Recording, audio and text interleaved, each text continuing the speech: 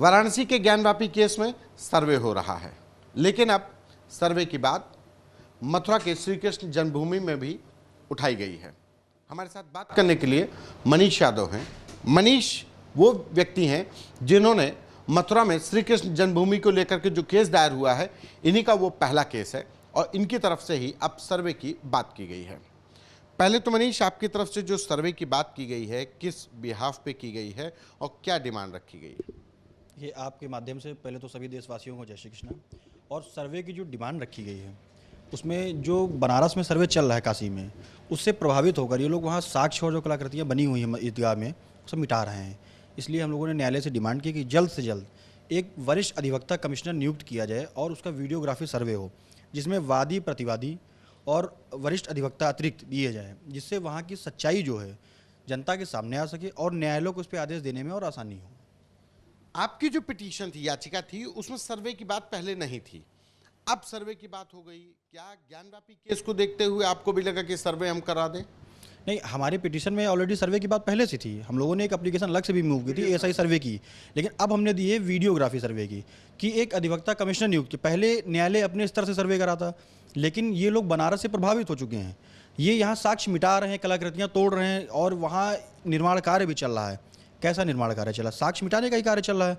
तो इसलिए जल्द से जल्द वीडियोग्राफी सर्वे होना चाहिए वहाँ। नहीं, तो ये जैसे वहाँ पे कलाकृतियाँ मिटाई जा रही हैं, निर्माण कार्य हो रहा है, तो इस बात का कोई सबूत आपने कोर्ट में पेश किया या कैसे जानकारी मिली? क्यों लग रहा है कि वहाँ पे छेड़छाड़ हो रही है?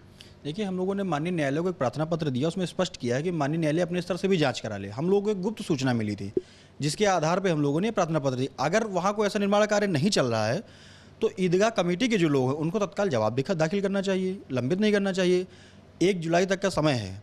अगर कोई निर्माण कार्य नहीं चल रहा है तो उसमें अपना जवाब दाखिल कर दें, उसमें कोई आपत्ति किसी को नहीं होनी चाहिए। अगर कोई नहीं चल रहा है, लेकिन वहाँ जो हम लोगों को सूचना है वहाँ निर्माण कार्य चल रहा है और साक्ष्य मिटाए जा रहे हैं, इसलिए जल्द से जल्द वहाँ सर्वे होना चाहिए।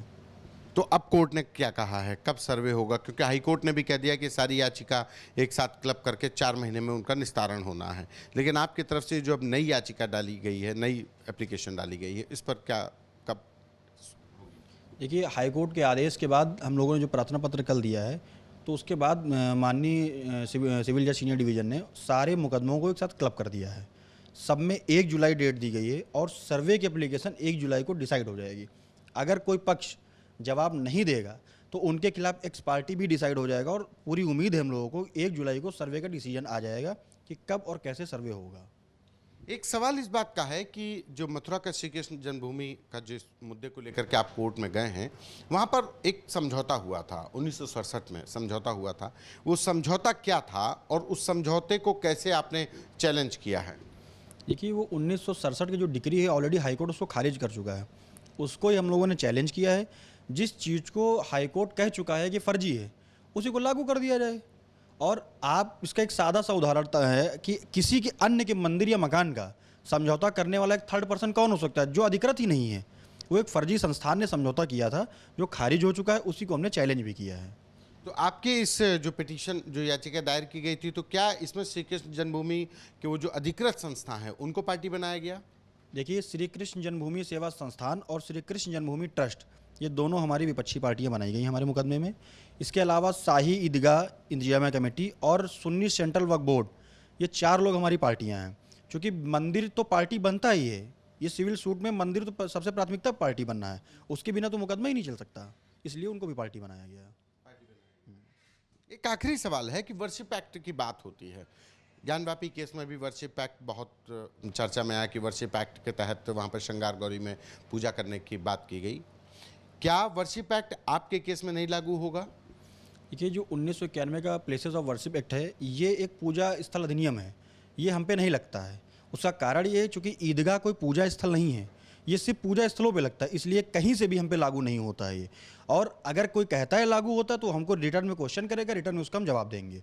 हम लोगों ने, अगर ये हम पे लग रहा होता तो ये कोई मुकदमे एक्सेप्ट ही ना होते, न्यायालय में सुनवाई ही ना होती, इसलिए ये सिर्फ पूजा स्थलों पर लगता है। और जो बनारस में सर्वे चल रहा है वो इसीलिए चल रहा है। अगर ये वहाँ लग रहा होता, वहाँ भी लगता, तो वहाँ भी सर्वे ना होता। ये कहीं नहीं लग रहा है, ये सिर्फ एक विशेष समुदाय द्वारा इन मुकदमों को डिस्टर्ब करने के लिए, लंबे समय तक खींचने के लिए सिर्फ बरगलाया जा रहा है, न्यायालय का समय खराब किया जा रहा है। कोई भी पूजा स्थल अधिनियम हम लोगों पे नहीं लग रहा, कहीं भी नहीं लग रहा है। धन्यवाद।